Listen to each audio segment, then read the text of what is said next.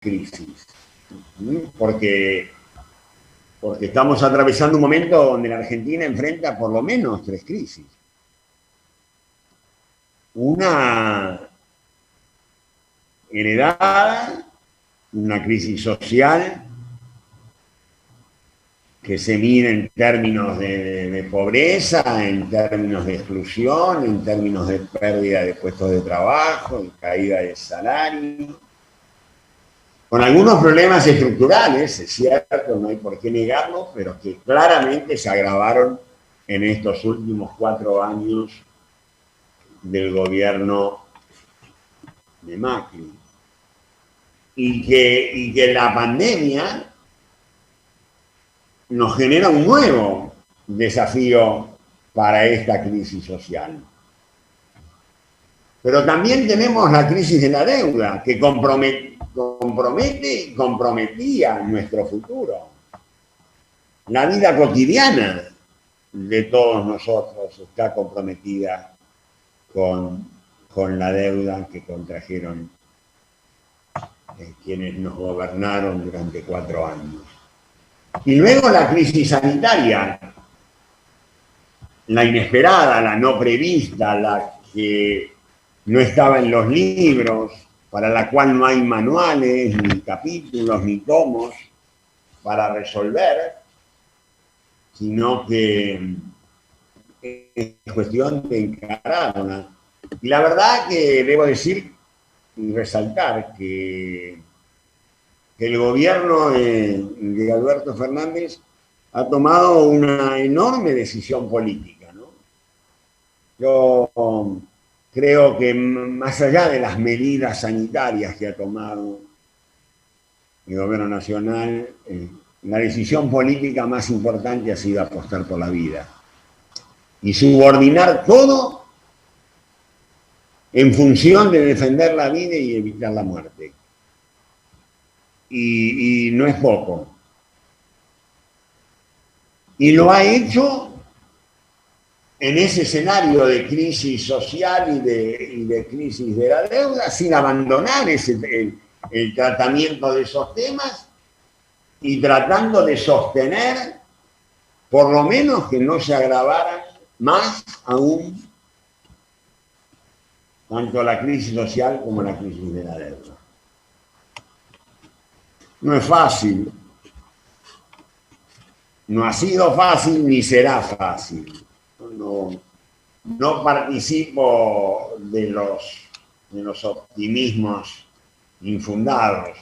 Soy optimista en la medida que podamos hacer y sepamos hacer y sepamos cómo construir una relación de fuerzas que nos permita salir sin que las víctimas tengan que pagar la crisis.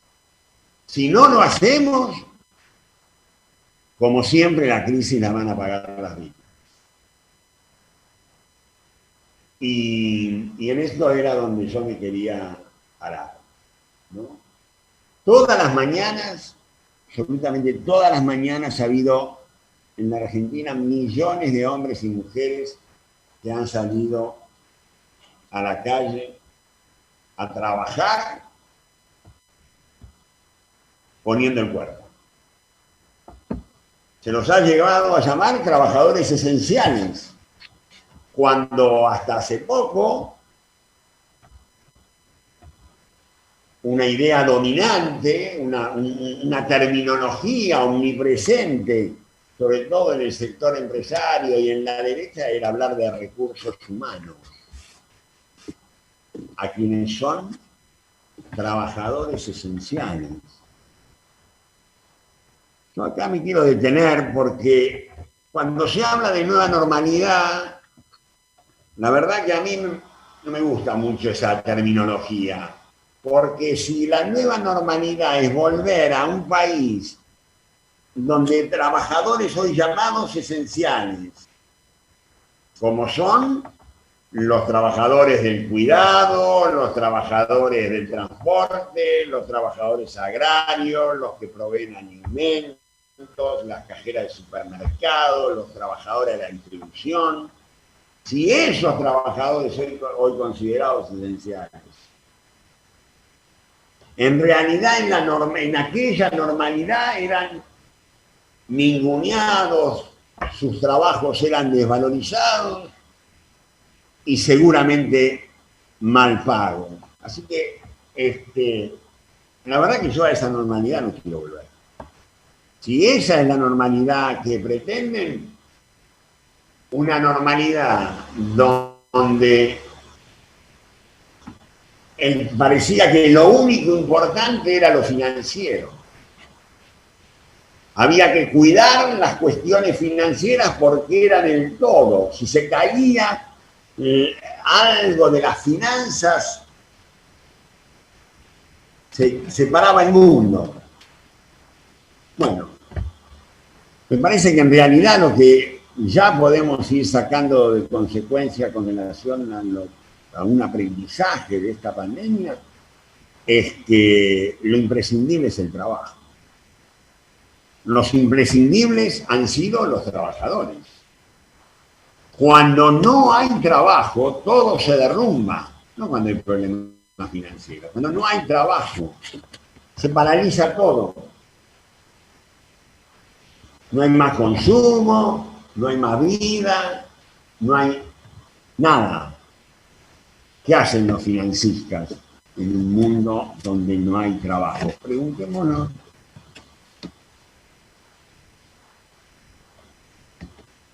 Esto nos lleva entonces a un planteo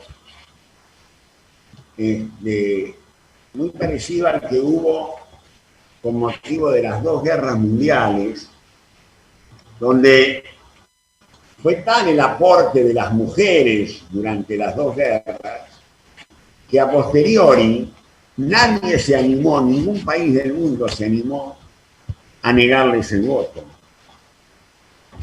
Yo podría utilizar esa misma metáfora, ese mismo hecho de la realidad, que podemos utilizarla como metáfora, para preguntarme, bueno, ¿cómo se va a compensar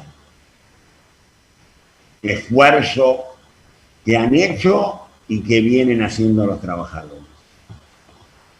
¿Cómo hacemos para reconocer esa contribución?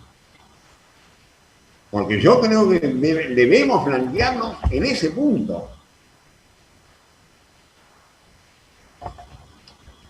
A ver, no seamos inocentes como fuimos en el 2008 y en el 2009. También en el 2008, yo me acuerdo que le acompañaba a Cristina a las reuniones del G20. También en ese momento se dijo, bueno, el mundo tiene que cambiar, no podemos seguir con la misma lógica financiera, hay que terminar con los paraísos fiscales, hay que regular las finanzas. No pasó nada de eso. Le pusieron guita a los bancos para que no quebraran. El problema financiero dejó de ser problema financiero, se trasladó a un problema económico y el problema económico se resolvió dejando millones de trabajadores afuera. Millones de trabajadores que perdieron su trabajo con motivo de la crisis 2008-2009, crisis que por otra parte todavía tiene consecuencias. Pero quiero decir que todo se saldó por el lado de los trabajadores. Y yo creo que eso tenemos que evitarlo. Y tenemos que evitarlo siguiendo esta idea de que hay que dar una respuesta a los trabajadores. Porque yo diría que algo hay que decirle a los que han invertido trabajo. En general, las reglas del mundo del trabajo las fijan los inversores de capital. Me parece que también vale la pena que nos preguntemos por qué los que invierten trabajo no tienen también que participar en el establecimiento de las reglas básicas.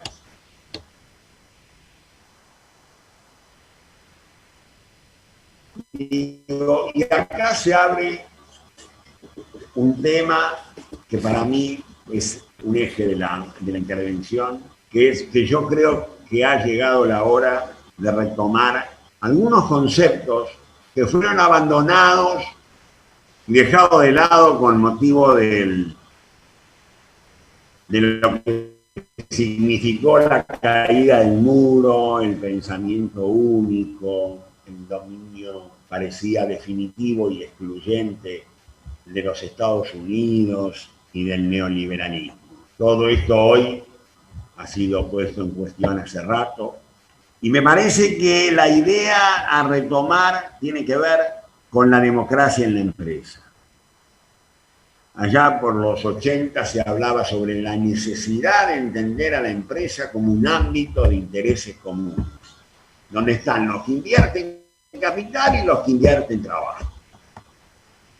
Si lo miramos de esa manera, es necesario que de ahora en más, y con motivo de hechos ocurridos con motivo de la pandemia, los trabajadores participen más activamente en nuestro país.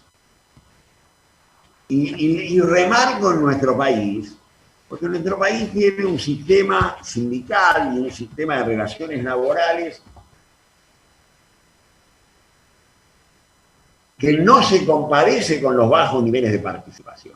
Alguna vez, pensando en cosas que me faltaron durante la gestión,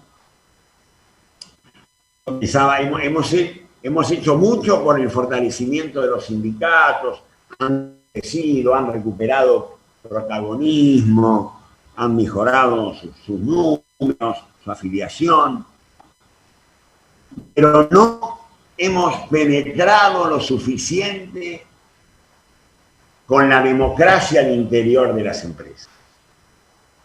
Y yo creo que en este tiempo, siempre y cuando intervengamos para que esto no va a ocurrir por generación espontánea ni porque lo entiendan y comprendan los sectores dominantes. Sabemos que esto, de la misma forma que la redistribución de ingreso que va a haber que hacer va a tener tensiones, la redistribución del poder en el mundo del trabajo, que de eso se trata, también va a generar. Y lo digo porque, bueno, hoy se habla de la posibilidad de un Consejo Económico Social, la agenda de Alberto Fernández lo incluye, junto con otros temas, y bueno, y a mí me parece bien, es una forma de participación superestructural a nivel de las grandes conglomerados, empresarios, sindicales, de los movimientos sociales. Pero yo creo que hay que extenderla mucho más. Yo creo que la participación tiene que ir desde el Consejo Económico Social a nivel nacional, pero también la participación a nivel de los gobiernos provinciales y sobre todas las cosas, la participación en los establecimientos, en las empresas. Digo, ha llegado la hora de que los trabajadores intervengan en los temas que los afectan. ¿Cómo no van a opinar ahora? Y sé que estoy hablando para un público mayormente santafesino, que tienen el privilegio de tener una ley sobre comités mixtos de salud y seguridad en el trabajo. ¿Cómo no va a ser eso extendido a todo el país? ¿Cómo no van a participar los trabajadores en el cuidado de su salud a partir de ahora? Bueno, en otros temas también tiene que ser. Y por otro lado también quiero concluir en la misma idea de la participación. Miren, ¿se acuerdan un ministro de Economía que hablaba que les hicieron creer que se podían comprar plasmas, que se podían comprar teléfonos, que se podían viajar? Bueno, ellos también nos han querido hacer creer muchas veces algunas cosas y han fracasado. Porque ellos nos quisieron hacer creer muchas veces, siempre mejor dicho, siempre que fueron gobierno, que las instituciones laborales, que las organizaciones sindicales, que las regulaciones laborales son obstáculos, son palos en la rueda para el crecimiento económico. Yo lo que le quiero decir a los compañeros y compañeras que en realidad todos nosotros pensamos lo contrario y lo hemos defendido y por eso ellos no han logrado avanzar tanto como hubieran querido. Porque nuestra tradición como sociedad, nuestra trayectoria en los términos de las representaciones, con todas las incorporaciones y ampliaciones que han venido ocurriendo y que seguirán ocurriendo, nos han llevado a sostener exactamente lo contrario. Para nosotros, las instituciones, las organizaciones y las regulaciones son pilares, son balizas que nos orientan en un proceso de desarrollo económico y social. Son estabilizadores para que no estemos hablando solamente de crecimiento económico. El país ha tenido etapas de crecimiento económico que no han servido para mejorar en nada la vida cotidiana de los sectores más postergados. En cambio, cuando funcionan las instituciones del trabajo, las organizaciones sindicales se abren a la participación, las regulaciones se adaptan a los tiempos, pero regulan, protegen. En ese caso, se garantizan derechos, se redistribuye ingresos, se amplían las representaciones, se participa, se es parte. Y de lo que se trata, compañeros y compañeras, es eso. Se trata de participar, de ser parte. Si acá va a haber esfuerzos, todos tendrán que hacerlo. Y no solamente con impuesto a los ricos. También permitiendo y el gobierno exigiendo, junto con las organizaciones sindicales, una mayor apertura ¿a qué?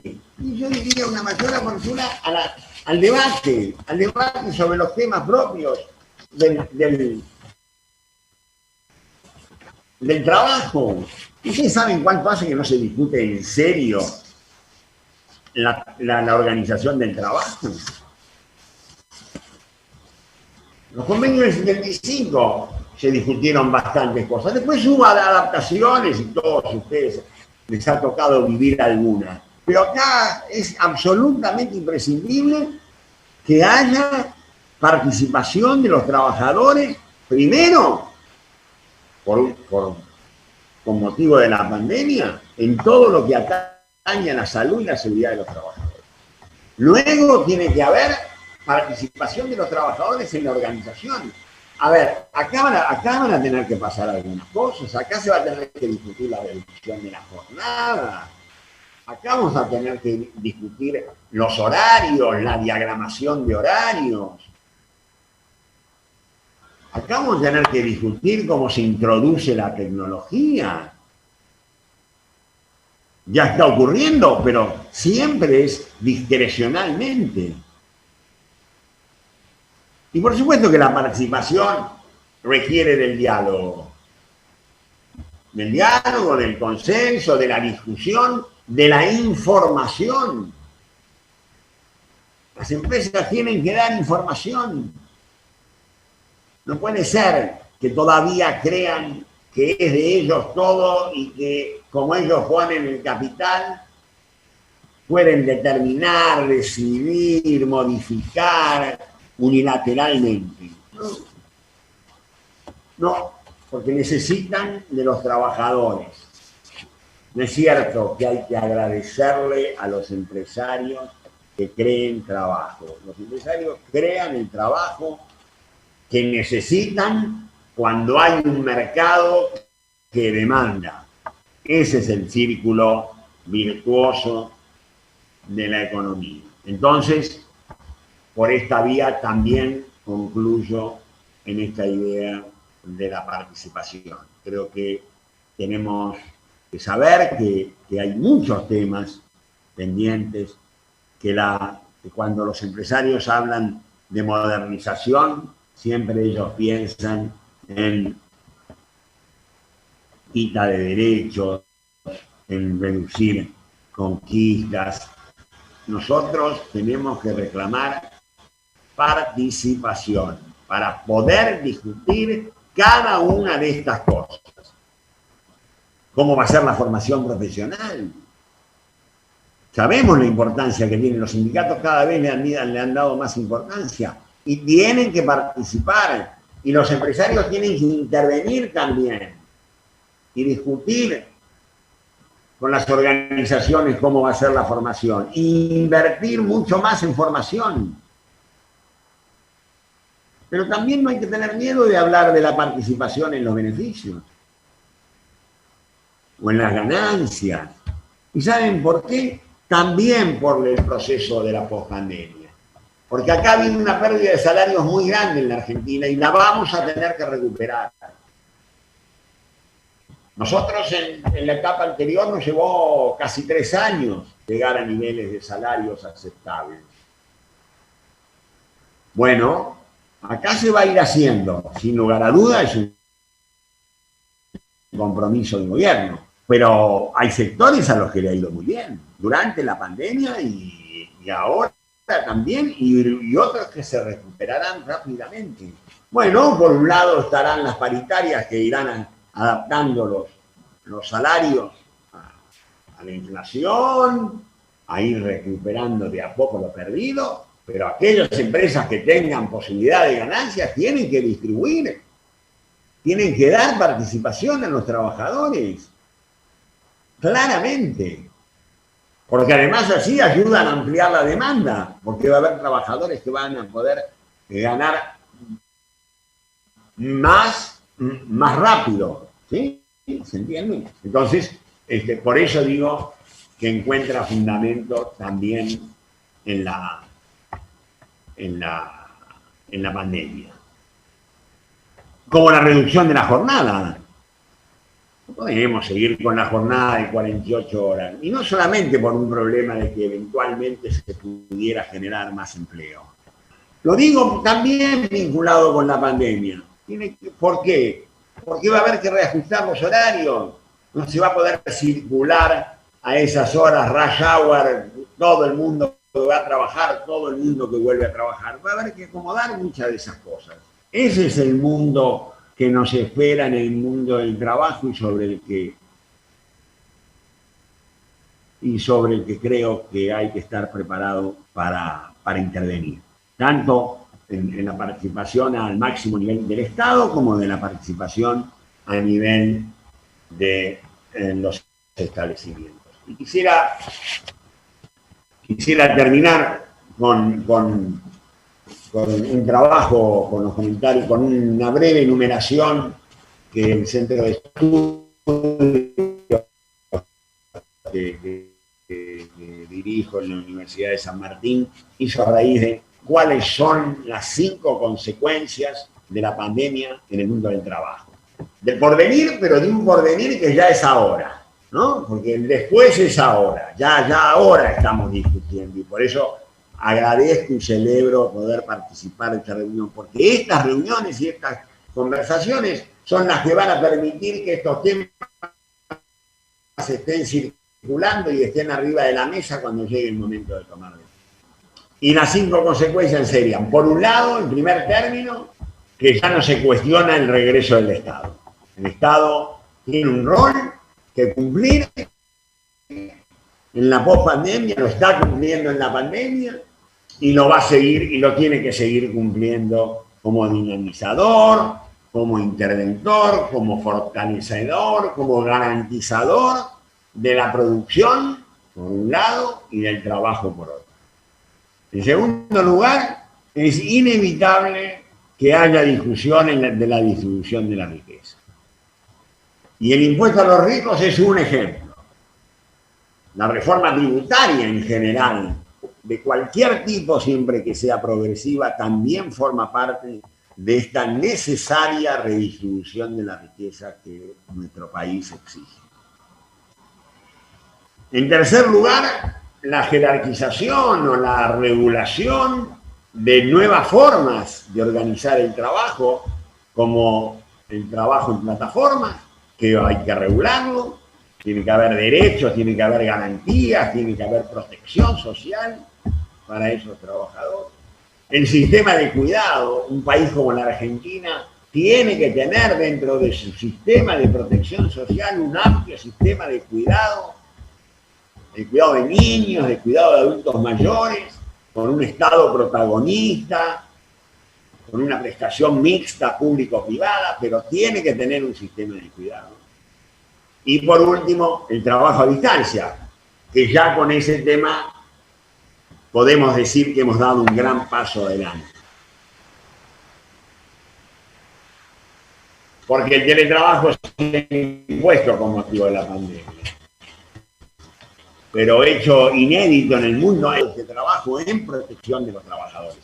Podrán faltar cosas, podrá haber algo que no le guste a algunos o a otros, pero ese trabajo a distancia, un trabajo duro, un trabajo difícil, un trabajo que impacta en la vida de los trabajadores y trabajadoras, sobre todo, ha tenido su regulación protectoria y yo esto lo quiero destacar. Y por último, como quinta consecuencia, espero un fortalecimiento de nuevas políticas de salud y seguridad en el trabajo. Argentina tiene una gran deuda en materia de salud y seguridad, en materia de prevención, y nosotros creemos que esta también es una oportunidad para que, como decía Carlos Rodríguez, que al lugar donde los hombres y mujeres de nuestra patria van a ganarse la vida no la terminen perdiendo.